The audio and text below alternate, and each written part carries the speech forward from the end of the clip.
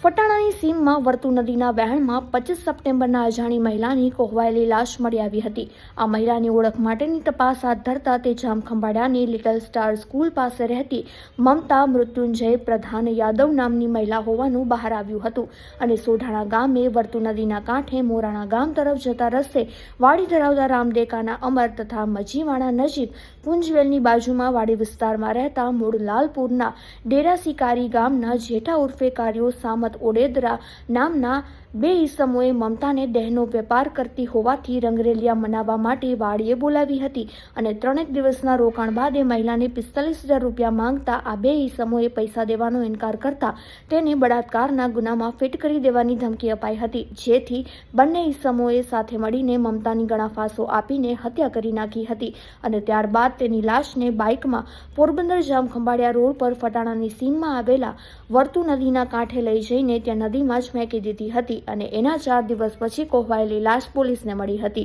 ત્યારે ગુનાનો ભેદ ઉકેલીને પોલીસે બંને આરોપીઓ રામદે અને જેઠાની ધરપકડ કરીને આગળની પૂછપરછ હાથ ધરી છે તથા રિકન્સ્ટ્રક્શન પણ કરાવવામાં આવ્યું હતું।